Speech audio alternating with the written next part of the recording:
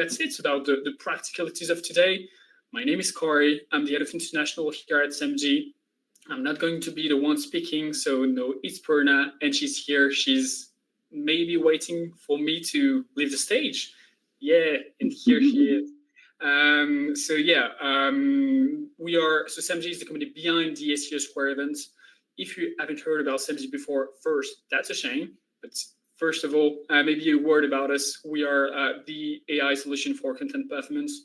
We have 500 clients around the world, in the US, in the UK, in Canada. We have an office in Montreal, of course, in Europe, and even in Singapore and different countries, available in 21 languages. So that's quite a lot. Pretty proud of that, to do two things mainly: increasing traffic and conversion, but also saving time. So if you have any needs related to that, please ask us for a show or a demo or whatever, so we can show you the value that we can bring to your team in your organization overall. It can be for lead generation, for revenue generation, for saving time, increasing, like improving your workflows, etc. We have a special offer dedicated for these specific events, so it's a good timing to ask. So go for it. We'll be happy to help you through those improvements. But enough about us. You're not here for that. Maybe you are, or maybe it's a good opportunity to tease that we're here for our speakers. We have 9 amazing sessions with like best-in-class speakers, starting with Perna. We're going to talk a lot about AI because it's so hard to navigate through the search world right now. It's moving so fast. We're used to that, but now it's moving so fast. So we need some tips. We need some insight. We need some like practical things to be done. And I think we're going to have an amazing day, all of us together. So thanks for the speakers in advance. Thanks for being here. And so, yeah, I think now is a good time to start. We'll start with Perna. She's maybe one of the best experts in the world when it comes to content marketing, about the impact of AI on ads, on search, on social. The book she wrote is like a masterpiece. So if you haven't heard about that, go and check, because that's so cool. So I think I'll leave you the stage, Perna, if you're here. And yeah, I think have an amazing day, guys. Please ask whatever question that you may have. And that's it for me. Have a good day. Bye. Thank you so much, Corey, and thank you everyone for being here. I'm so excited. I'm so excited to kick off this day as well.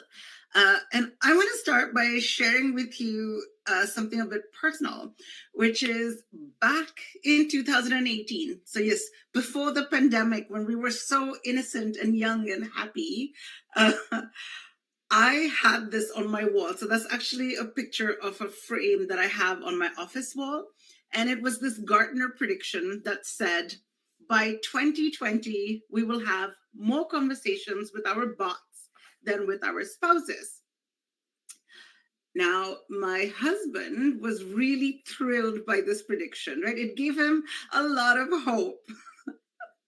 But look, we know now that it did not happen in 2020. But if we fast forward to today in 2025, I will admit, on some days of the week, I will spend more time talking to my AI bots than I do to my actual husband. So I guess he just manifested this harder than I could have ever realized.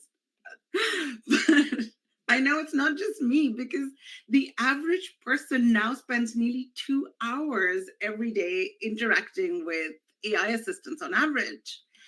And by doing this, we're seeing that AI is reshaping our behavior, right? We've gone from craving options to craving intuition.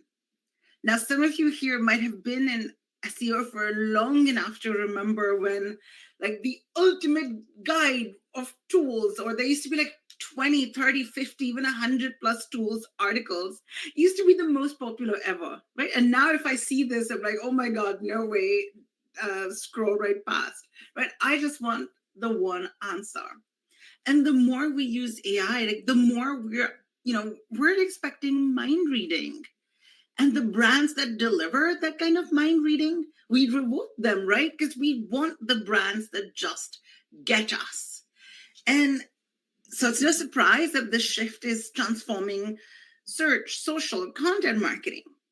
Now, I've had a front row seat to this throughout my career from Microsoft to LinkedIn, and over the last decade, I've helped shape the conversation around big digital transformations from voice search, visual search, AI chatbots to now AI powered search and agentic AI. And what I've known in all of my time doing that each time we see these big shifts, it can be equal parts exciting, but also equal parts terrifying, right? Especially with something as major as AI. Because like on Monday, you'll read that AI is going to take all our jobs.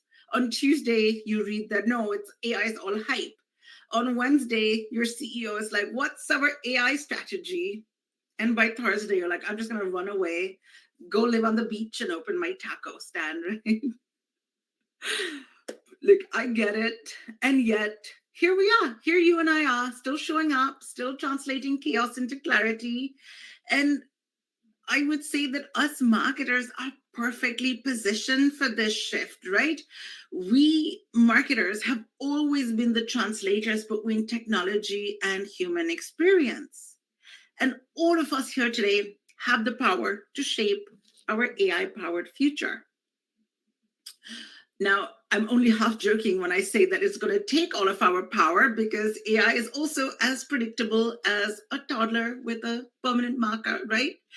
So let's cut through the hype. For today, I wanted to share with you 5 things that are changing, 4 things that are never changing, and then 3 things that you can go do today after you've watched all 9 speakers, of course, to see how you can drive success.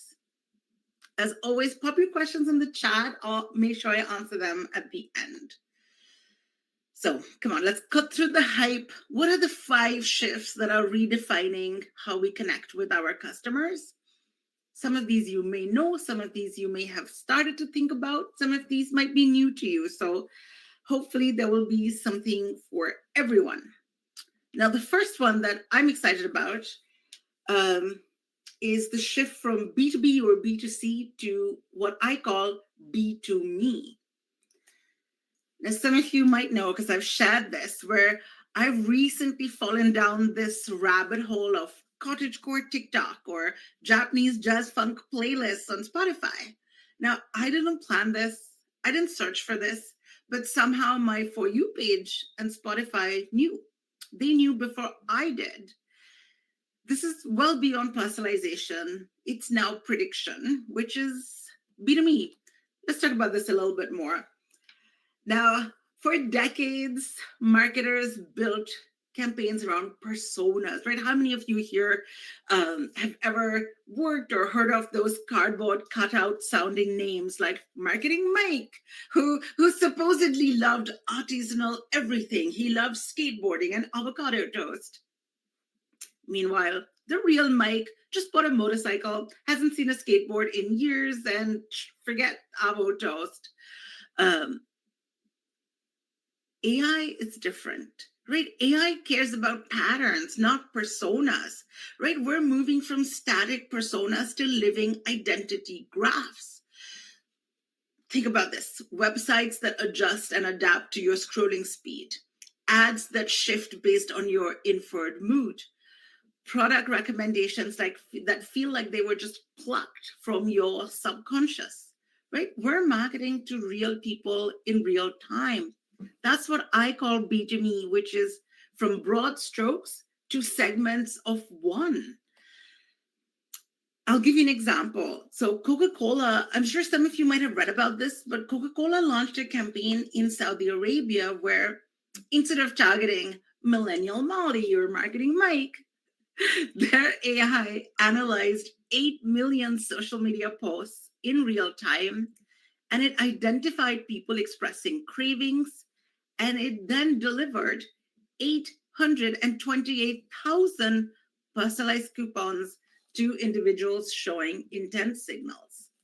That's B2Me in action, right? Now, little confession time, like, who here is a little creeped out by how well AI knows them, right? Just pop it in the chat. Now, also just do a quick Y for yes and for no. for those of us who are also kind of secretly into it and how well it knows us and how sort of relevant everything feels, right? Like, be honest.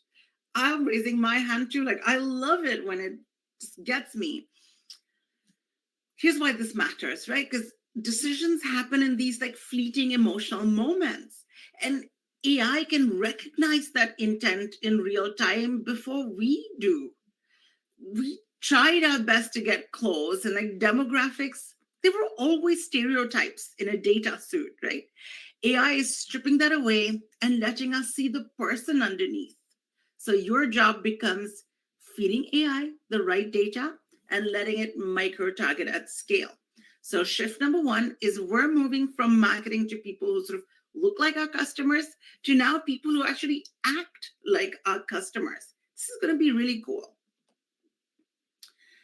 Okay, the next one, from human to AI search, which is, but let me ask you a question here. And I hope I'm not aging myself, but does anyone remember Encarta? Or how about flipping through the yellow pages to find a plumber?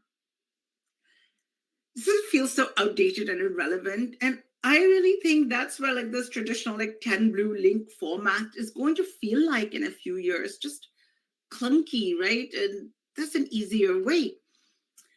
You know, for decades, we built our marketing around one big assumption that humans would be the ones doing the searching. All of our SEO strategies, our paid search campaigns, our entire funnels were designed for people actively hunting for information. But what happens when your AI assistant starts doing the shopping and converting for you? And it's already happening, right? Google's AI overviews, they're collapsing the search journey. Microsoft's Copilot can jump between apps, pull data, assemble reports, all without a single click. And Perplexity even allows you to book hotels directly in the interface. Right? We're seeing the funnel just folding in on itself. Instead of awareness, consideration, decision, we now have intent, AI mediation, transaction. No clicks, no websites, no decision fatigue, right? Imagine saying, I need a plumber tomorrow. Your AI will check your calendar. It'll go hunt for plumbers, read reviews, book the appointment, add it to your schedule. You didn't have to do any searching. You just delegated it to your AI, right? And so in this new world, you can win with AI that is with information that is AI readable, AI digestible, right? You're already doing some of it. You're doing some of the structured data, verified reviews, clear service details, right? All of that. And we're seeing ads evolving too. Right? Something really cool that Microsoft is testing is ad formats that don't just like show you an ad for something, but they actually do something. Like imagine a travel ad that can book your flight, or a B2B ad that can answer your procurement questions on the spot, right? Your ads can become little AI assistants themselves. So the thing for us to start thinking about as marketers is, if our website isn't the destination anymore, then what is? The answer is your brand's usefulness in the AI's memory, right? That's the new homepage. When AI becomes the interface, your brand is judged by what AI remembers about you. So the shift is to start thinking, like, how do I get more traffic, to how do we add more value when no one's visiting us? Now, the third shift is from optimization to what I call orchestration. This is also where marketers are thinking too small. We're stuck optimizing between individual channels, but AI can orchestrate entire ecosystems. So it's time for us to become conductors of these AI orchestras, right? The old way, you and I would be optimizing our PPC campaigns, then our paid social campaigns, then our email sequences, all separately, all manually, all reactively. But in the new way, what we'll soon be able to do is design the systems, set our goals, and let AI find the optimal path across everything. We see some of this a little bit nascently here, so it's early, but Starbucks has their Deep Brew AI. Now, of course, the Deep Brew AI can recommend drinks, but that's not the cool thing. The cool thing is that it can predict what you might want before you open the app. It can adjust offers based on the weather, and it can sync with your calendar. Now, what can make this AI more effective is that the company designed it to have a core parameter that said, never let a customer feel like a number. That was an emotional guardrail, and it matters more than any algorithm. And I'm going to talk about that more a little bit later. But just remember, your guardrails, the way that you train AI is going to matter a lot, right? In this new playbook, soon we're going to get to this point where marketing AI talks to sales AI, talks to customer success AI, right? This is operating at a level of complexity that was previously impossible. But with great orchestration comes great responsibility, right? You want to design for principles, for ethical guardrails, right? Make sure that your systems reflect your brand values and not just your KPIs. If this sounds really complex, I promise you, it's easier than you might think. In fact, I'm going to give you a little thought experiment for a second. So think about 2 questions. I'm going to have a sip of water, and then you don't have to answer out loud, but just think about it. So 2 questions. Question 1, what is one decision that you still make manually that AI could orchestrate for you? And second, what's one rule that you'd never let AI break? So have a quick think. I'm going to take a sip of water, and then let's see.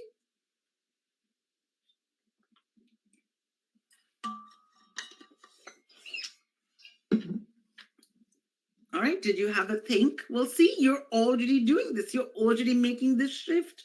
You're not just managing campaigns, you're architecting experiences. Congrats, you're now a marketer and an AI architect, right? Now, the 4th one is something that not many people talk about yet, or I don't really see anyone talking about it yet, which is, everyone keeps focusing on the whole revolution, or the cool thing about AI is that it helps us create content faster. But to me, I'm like, well, that's not really the most cool thing. The cool thing is that AI can listen a lot better. And so what it can do is move us from planned content to responsive content. Now, us marketers, we love a good calendar, right? Quarterly themes, pre-approved copies, scheduled posts. It's comforting, it's organized, it's also a little bit outdated. So AI can help us listen better, which changes everything, right? And the AI is giving us this ability to join the moment. We're going from this like planned content to responsive content, from, hey, what's on our content calendar to post this month, to what's happening in the world right now and how should we show up. A great example is Heinz. They had, wasn't there last year, there was this ketchup shortage, and Heinz could have just stuck to the existing content calendar and posted about things like flavor innovation or family recipes. But instead, their AI powered social listening picked up on the frustration and they could pivot, right? They posted updates, they offered alternatives, and they even created content around making the most of what you have. And the result was really cool. They had 850 million earned impressions, 2,500% more reach than their media investment. And that's going beyond content to conversation, right? And Wendy's been doing this for years. And now their AI can even suggest jokes, flag trending topics, and help them decide when to speak and when to stay silent. So this is also where AI can become your brand's radar.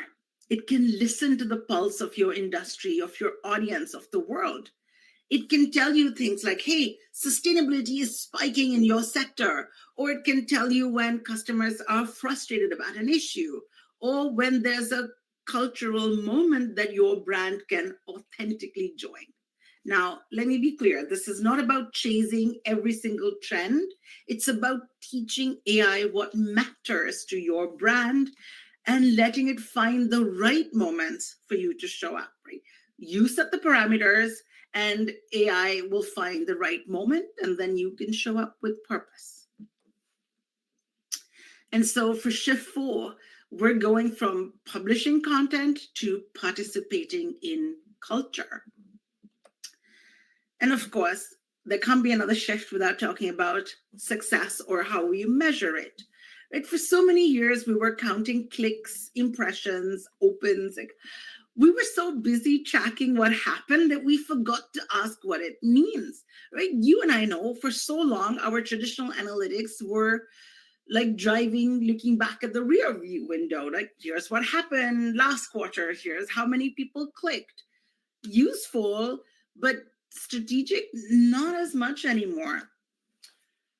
AI is flipping that script because it doesn't just track what happened, it can also predict what's about to happen. Now, if you work in B2B, this is especially more powerful because for B2B, the stakes are higher and the signals are often quieter, right? A single white paper download might not mean that much. But if you combine that with a spike in competitor research, a sudden flurry of LinkedIn activity, a new hire in procurement, those are signals, right? And AI can help connect those dots.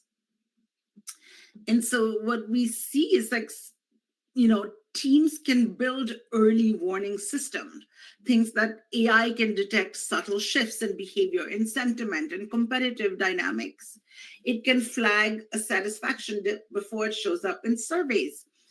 It can spot vulnerabilities before they become headlines. It can find these opportunities for you before they become obvious to the market.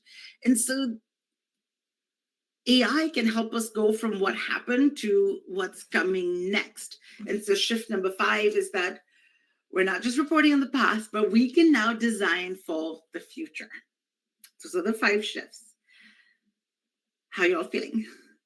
Now, before you think that I've just blown up your entire playbook, let's ground us in what won't change, no matter how smart the machines get, right? All of these shifts that we've explored, like AI making decisions, content responding in real time, systems orchestrating themselves, remember that the more things change, the more certain principles matter even more. The more we look back at the truths that keep us grounded, even when the ground is always shifting. For me, these are the truths that I come back to when the noise gets loud. Let's look at the first one, which is the fact that trust still wins. It's always won. And with AI, it just becomes a stress test for trust. Let's explain that. For centuries, we've always said trust matters, right? Since the time we were cave people and Neanderthals living there, we know that we wanted to buy from or work with those we trust. But AI can now expose what that trust really is, right? It's the gap between what you can do and what you should do. Remember that Coca-Cola campaign we talked about, right? 8 million social posts analyzed, 828,000 personalized coupons. Amazing results, but there were also some debates about, people worrying about surveillance marketing. AI exposes where trust was fragile. Another great example is like surge pricing, right? AI can adjust rates based on your browser history, your device, even your cursor hesitation. But when customers notice, right, smart becomes sneaky, trust can evaporate. So when you're building, as you're thinking about AI and advances and incorporating it, remember this, right? Trust is not a feature that you add later. It's really the foundation, right? When AI can do anything or AI features can all boast about doing everything, the question becomes, who do I trust to act on my behalf, right? That's where it's going to really determine whether your AI becomes a superpower or a liability. The second one is how important your brand is. Now, for so long, so many marketers are so bottom funnel, so demand gen focused, we forget about brand building. But when AI becomes the interface, your brand is not just remembered by people, it gets remembered by systems, right? It's your brand that becomes part of the logic that decides what gets recommended, what gets surfaced, what gets chosen, right? Try this.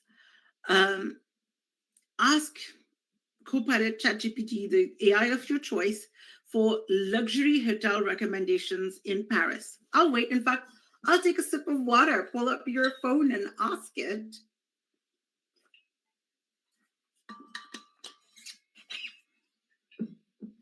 Now, spoiler, it's pretty much the same three brands that are going to always show up. And this isn't because they paid for that placement. It's really because that they've spent decades becoming the default choice in human minds, right? That mental availability also gets coded into AI, right? At LinkedIn, the B2B Institute has been talking about this for years, about how mental availability is one of the strongest predictors of long-term growth.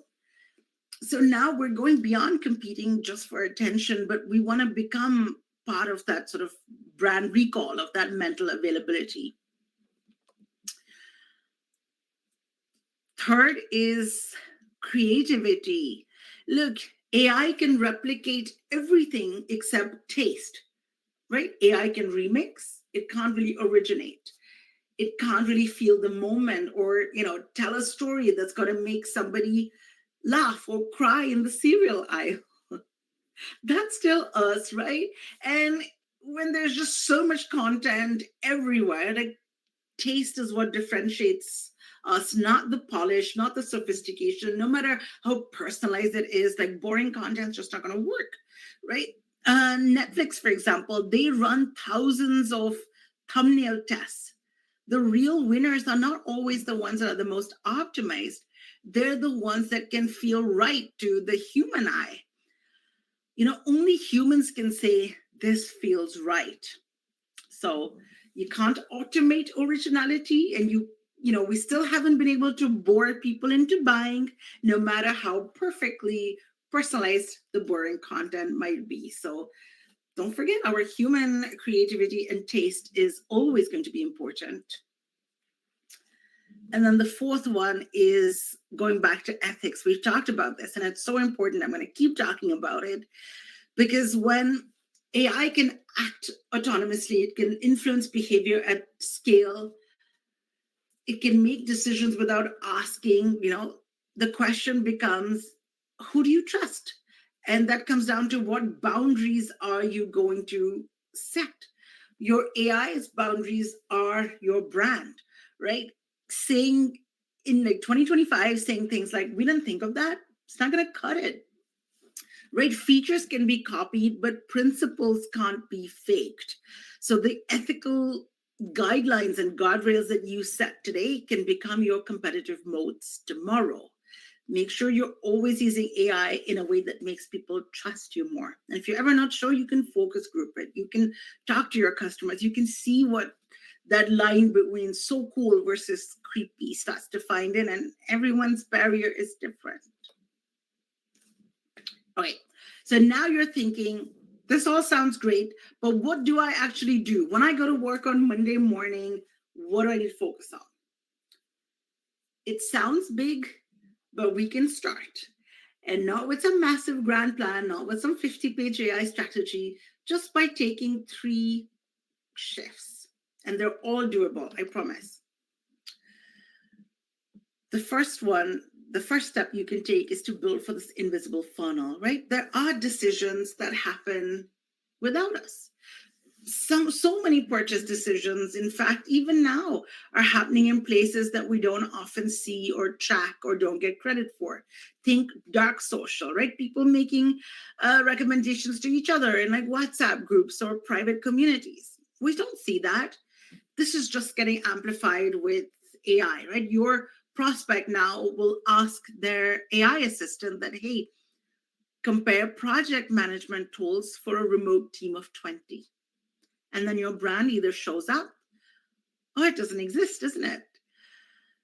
But what SEOs are getting wrong is that they're optimizing for AI like it's another search engine. And it's not, right? AI is simultaneously brilliant, but it's also incredibly literal.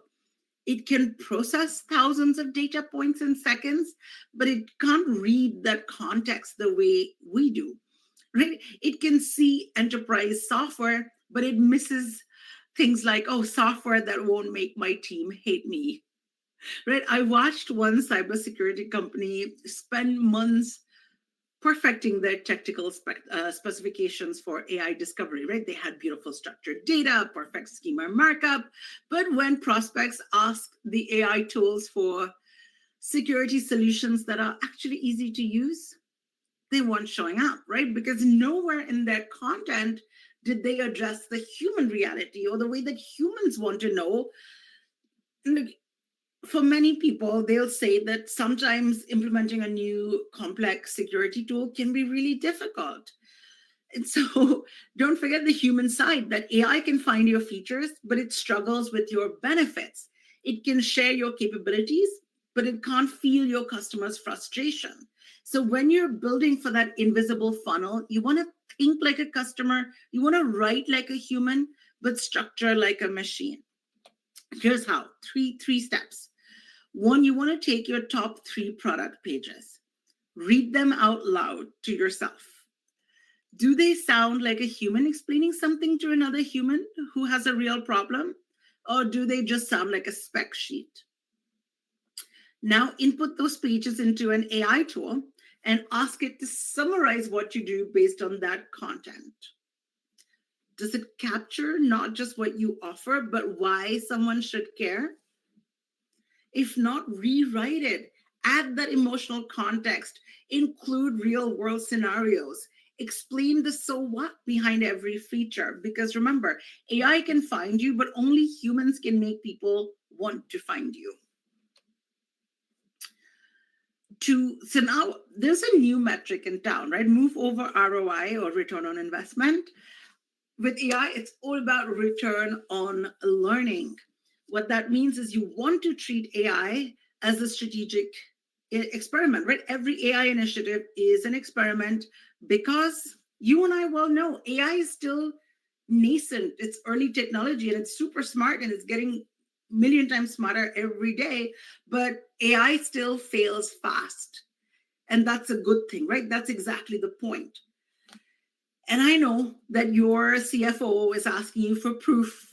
Your CFO wants to see immediate ROI from your AI tools. Your CEO is asking you for the business case, but that's still the wrong metric, right?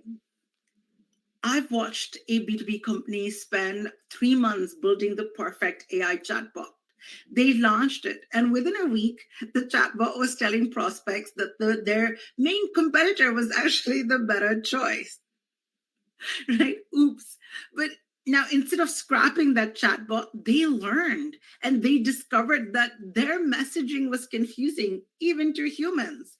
And so they found gaps in that competitive positioning and uncovered questions that their customers and prospects were asking that they hadn't thought to address.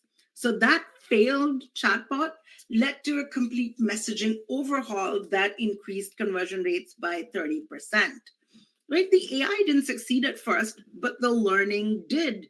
And so that's why the return on learning matters so much more as a metric right now. Here's your playbook.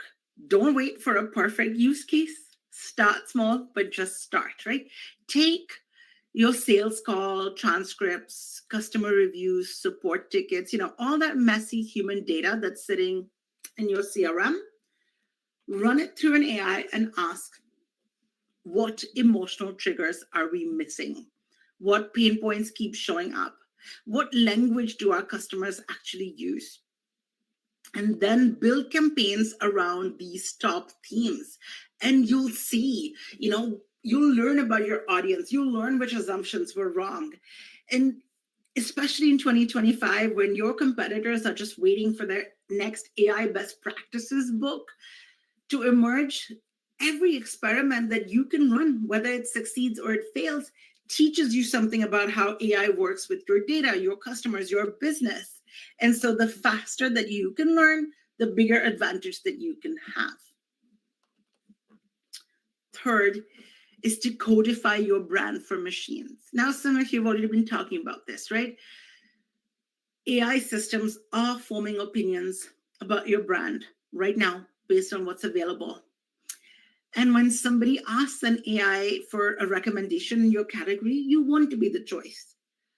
But AI doesn't have intuition. It can't read between the lines or pick up on subtle brand cues like the way humans do, right? If your brand positioning lives in subtext, nuance, or like the colors or the font you use on your website versus the actual messaging or the text, or if it's like one of those, you'll know it when you see it, brands, AI is likely to miss it completely. So human judgment is going to become more critical. You're going to want to encode those values into everything AI can see. You want to ask, start by doing something super simple. Just ask AI to describe your brand based on your website, your LinkedIn content, your public materials. See what comes back. Is it accurate? Is it, good? Does it differentiate you from your competitors? And would you hire that brand based on that description, right? Would you hire yourself? It's a good test. And if not, or even if it's a maybe, then what you want to do is create a brand operating system document. Things like your tone of voice, the words you'd use or not use, your ethical boundaries, your positioning pillars in plain language, the stories that capture your personality. If you want machines to represent your brand, then you have to teach them what your brand actually is, and then use that info, use your brand OS to fine tune your models, guide your prompts, and align your outputs. All of this is doable, right? None of this is super complex, super stressful.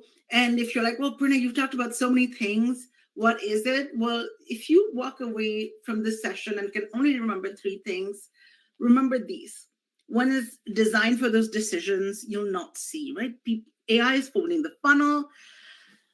Your job is to show up in those invisible moments. 2, you want to build this learning engine, not a perfect use case. Take away that pressure to have a 50-slide AI strategy deck. Just lean in on curiosity, on experiments, right? Just learn faster than your competitors. And then you just want to codify your brand for machines, right? You've spent years building brand equity for humans. Now just build it for machines too. And ultimately, I just want to sort of end with saying that you don't need to have it all figured out tomorrow or to have a perfectly optimized tech stack. What you need is just curiosity, a little courage, the willingness to begin before the dust settles. Though I can feel some of you saying, but Purna, the dust never really settles, does it? And you're right, it doesn't. There's always another shift, another shiny thing, another acronym to decode. But beneath it all, right? Beneath all the hype and the headlines, what still matters and what's always mattered is your judgment, right?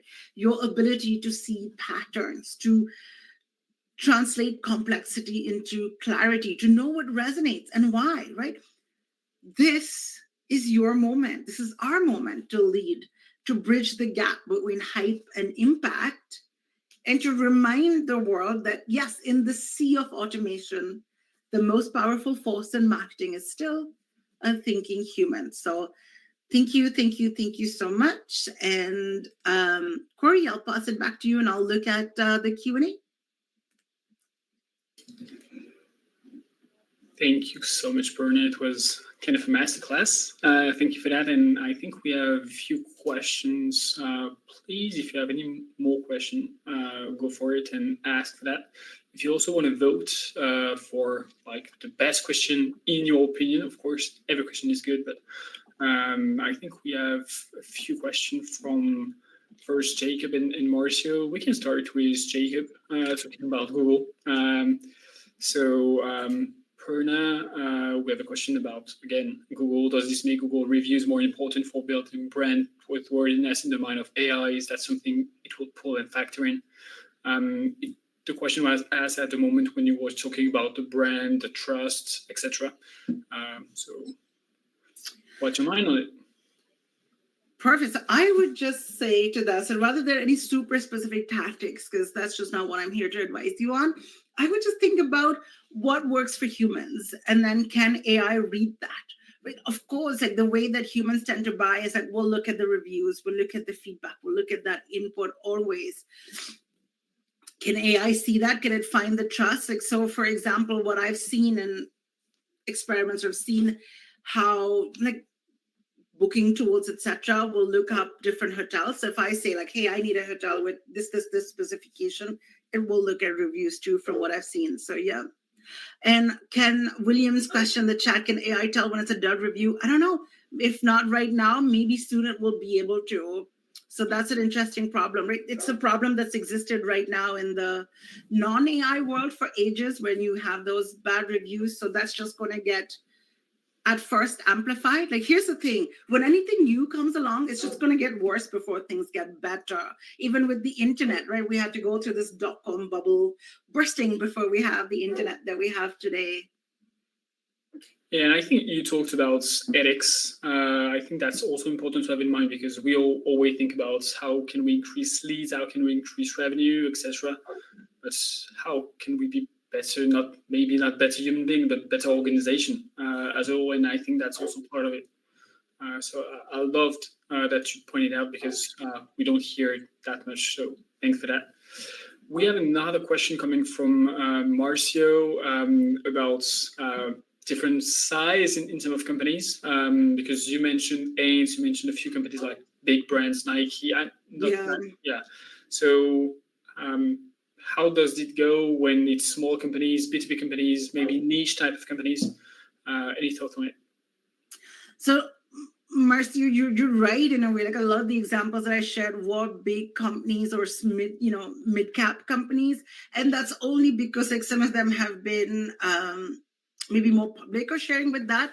But for me, and I'm actually working on this whole new article right now for Search Engine Journal, which is all about how AI can actually empower and be an extension of your marketing team as an SMB. In fact, I spent the first decade of my career working like startups and scale-ups. So like I know what it's like to be in a small team, and then in the next decade at like the different universe of like Microsoft and LinkedIn. But so there's so many things that we can do. So if you think about what I talked about with analytics and reporting, like as a small team, like that is amazing, because you're getting to stay ahead of trends. Like all of these apply, I think even more importantly, like all of the advice that I shared, 10x more important for you to do if you are on a smaller team with a smaller budget, you are starved for time. You want to lean on AI to just be able to find information faster about your audiences. So who am I connecting with? All of it. So literally take my 3 steps. You can do all 3 steps, or at least start on all 3 steps in one afternoon and see how that happens. Thank you for that. I think we have the time for one last question. Very practical, about your recommendation about building a brand OS. Can you tell us a bit more about that specific topic? Sure. So things like that would be the things like, look, this is my sort of ethos. These are my values. This is my tone of voice document. And usually a lot of us already have some of these for our companies, or if not, we'll work on it. Let me give you a comparable example so you can, it's just an analogy, so it's a similar, but let's say if you've ever uploaded your old articles or your old writing into an AI tool and be like, can you get my tone of voice?